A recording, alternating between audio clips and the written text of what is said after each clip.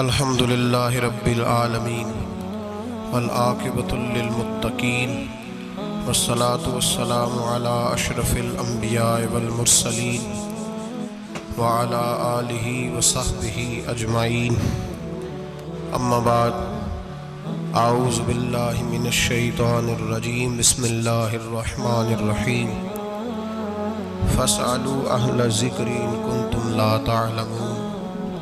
صدق اللہ العظیم وصدق رسولہ النبی الکریم۔ ان اللہ وملائکتہ یصلون علی النبی یا ایہا الذین آمنوا صلوا علیہ وسلموا تسلیما۔ اللہم صل علی سیدنا ومولانا محمد معدن الجود والکرم وآلہ وصحبہ وبارک وسلم۔ تمام تعریف حمد و ثنا اللہ تعالیٰ جل مجدہ الکریم کے لیے، ہر قسم کے درود و سلام نبی محترم، شفیع محتشم، آقا کل، ختم رسول، دانا سبل، احمد مجتبیٰ جناب حضرت محمد مصطفیٰ صلی اللہ تعالیٰ علیہ وآلہ وسلم کی ذات والا صفات کے لیے حمد و صلات کے بعد، امام الائمہ سراج الامہ حضرت سیدنا امام اعظم ابو حنیفہ رحمۃ اللہ تعالی علیہ، آپ کی سیرت پر سوانے پر کچھ باتیں آج کی گفتگو کا موضوع ہیں۔ کیونکہ امام صاحب رحمۃ اللہ علیہ کا وصال شعبان المعظم میں ہوا یا رجب میں ہوا، ان دو مہینوں میں سے با اختلاف روایات آپ کا وصال ہے۔ امت مسلمہ کو فقہ کا بہت بڑا ذخیرہ دینے میں اور لوگوں کو مسائل شریعہ سے آگاہ کرنے میں جس شخص نے سب سے زیادہ کردار ادا کیا وہ امام اعظم ابو حنیفہ کی ذات ہے۔ امام صاحب ایک تابعی بزرگ ہے، تابعی اس کو کہتے ہیں جو صحابہ کے شاگرد ہوتے ہیں۔ امام صاحب نے بہت سارے صحابہ کی زیارت کی، ان کی خدمت میں رہے، ان سے دین سیکھا اور پھر امت مسلمہ کو دین کے اصول بنا کر عطا فرمائے۔ قیامت تک جتنے لوگ بھی فقہی مسائل سیکھیں گے وہ سارے امام اعظم ابو حنیفہ کا شکریہ ادا کر کے سیکھیں گے۔ فقہ ہوتی کیا ہے؟ قرآن پاک فرقان حمید میں اللہ نے فرمایا فاسألوا اہل الذکر ان کنتم لا تعلمون، فرمایا اگر تمہیں کسی بات کا علم نہ ہو تو اس سے پوچھ لیا کرو جسے اللہ نے علم عطا فرمایا ہے۔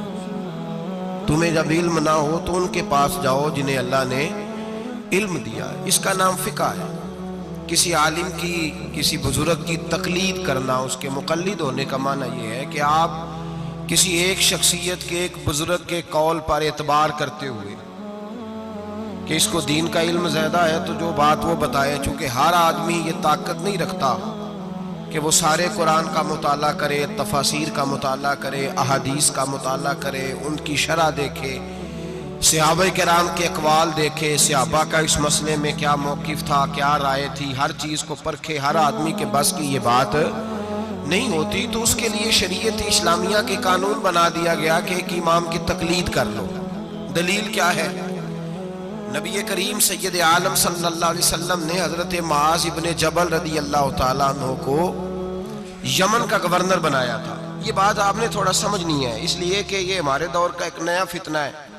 لوگ کہتے ہیں میرے ایک ہاتھ میں قرآن ہے، ایک میں حدیث ہے، اور بندے بھی بڑی جلدی آ کے کہتے ہیں جی وہ فلاں آدمی تو قرآن اور حدیث کے بعد بات ہی نہیں کرتا، صرف قرآن اور صرف اس کے علاوہ تو بات ہی نہیں کرتا۔ ذرا ایک سوال کا جواب دیجئے، یہ جو بخاری شریف کی حدیث آپ کو بتائی جاتی ہے تو یہ ہمیں کس نے بتایا ہے کہ یہ نبی پاک کی حدیث ہے؟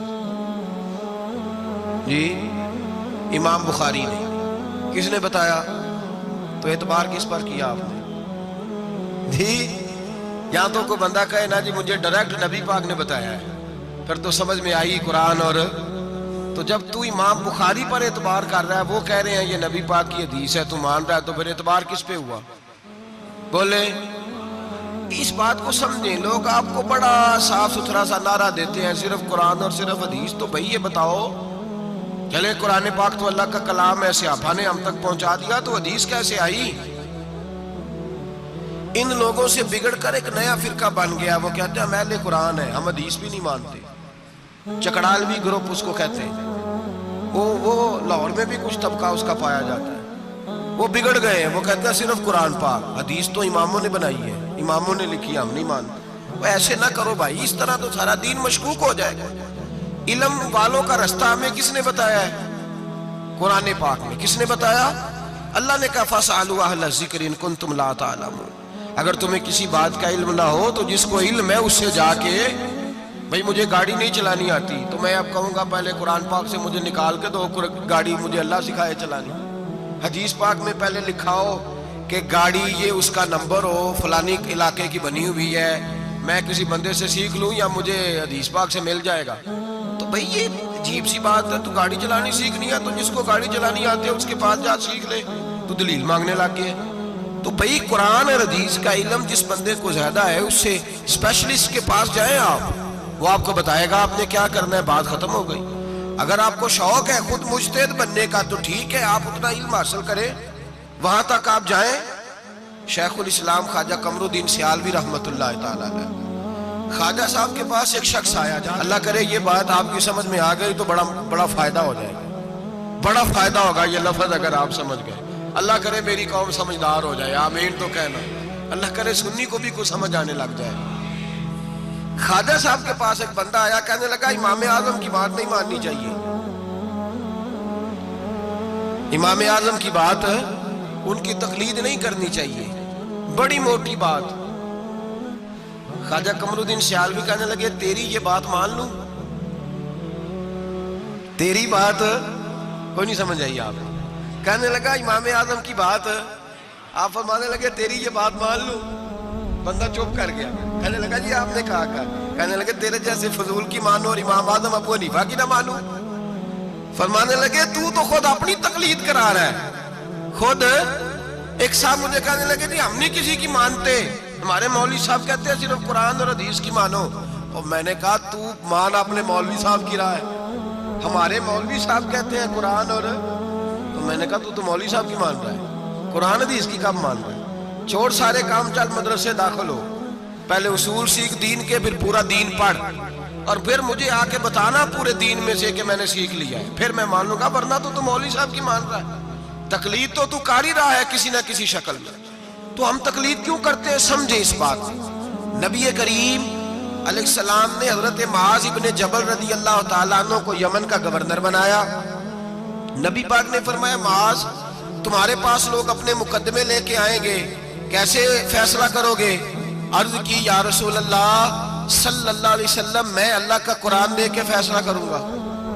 تو نبی پاک نے فرمایا اگر تجھے قرآن پاک سے نہ ملا تو،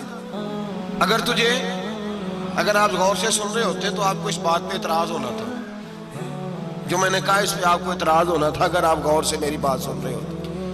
نبی پاک علیہ السلام نے یہ نہیں فرمایا کہ قرآن میں ہے نہیں، فرمایا اگر تجھے نہ ملا تو، لفظوں پہ غور کیا کریں، اگر تجھے نہ ملا تو، یہ نہیں فرمایا کہ قرآن میں ہر مسئلے کا حل۔ حضرت سیدنا عبداللہ ابن عباس فرمایا کرتے تھے میرے اونٹ کی نکیل بھی گم ہو جائے تو میں قرآن پاک سے جا کے پوچھتا ہوں کہاں رکھی ہوئی ہے، اور مجھے قرآن پاک بتاتا ہے کہ فلانی جگہ۔ یہ نہیں کہ قرآن میں مسئلے کا حل موجود ہے، ہر آدمی کے پاس اتنی عقل نہیں ہوتی کہ مسئلے کا حل بتا سکے، عقل نہیں اتنی ہوتی، شعور نہیں ہوتا، بلکہ امام بخاری خود امام شافعی کے مقلد ہیں، لو کر لو گا، بہت بڑے محدث ہیں اور خود مثال بیان کرتے ہیں۔ ہمارے بزرگ کہتے ہیں کہ جو پنساری ہوتا ہے نا اس کے پاس جڑی بوٹیاں ساری ہوتی ہیں اور اسے نسخے کا پتہ، کس جڑی بوٹی کو کس کے ساتھ ملائیں، کس کو کس کے ساتھ رکھیں تو کیا نسخہ بنتا ہے، یہ پنساری کو پتہ، یہ حکیم کو پتہ ہوتا ہے۔ محدثین کہتے ہیں ہم نے حدیثیں ساری جمع کر دی ہیں، پر کس حدیث سے کیا مسئلہ نکلتا ہے یہ ہمیں نہیں پتا، یہ امام اعظم بتائیں گے، یہ امام شافعی بتائیں گے، یہ امام مالک بتائیں گے، یہ امام احمد بن حنبل بتائیں گے، وہ اسپیشلسٹ ہیں، ہم جمع کرنے والے ہیں، وہ حدیثیں سامنے رکھ کے امت کی رہنمائی کرنے والے۔ نبی پاک صلی اللہ تعالی علیہ وآلہ وسلم نے فرمایا معاذ تو جا رہا ہے، اگر تجھے وہ مسئلہ قرآن سے نہ ملا تو کیا کرے گا؟ عرض کی حضور قرآن سے نہ ملا تو آپ کی حدیث سے تلاش کر لوں گا۔ تو نبی پاک نے فرمایا اگر وہاں بھی تجھے نہ ملا تو، یہ نہیں کہ ہے نہیں، اگر تجھے نہ ملا تو عرض کی یا رسول اللہ پھر میں قرآن اور حدیث کو سامنے رکھ کے اپنی رائے بیان کروں گا. تو نبی پاک نے ان کے سینے پہ ہاتھ پھیرا، فرمایا جا پھر اللہ تیری مدد کرے گا. اللہ تیری، یہ فقہ ہے، یہ اتنی سی فقہ ہے، اس کو سمجھ لیں. ہر آدمی کو ہر شے نصیب. بابا فرید الدین گنجے شکر کے پاس بندہ آ گیا، اس نے کہا پرانا بخار ہے، جاتا کوئی نہیں. بابا صاحب نے کہا بسم اللہ الرحمن الرحیم، قل هو اللہ احد اللہ الصمد لم یلد ولم یولد ولم یکن لہ کفوا احد. پھونک ماری، بندہ کہتا ہے بیٹھے بیٹھے میرا بخار اتر گیا. اس نے گاؤں جا کے اعلان کر دیا جس کا نہیں اترتا سارے ہی آ جاؤ. رش ہو گیا، پھونکیں بڑی نکلی، شفا کوئی نہیں.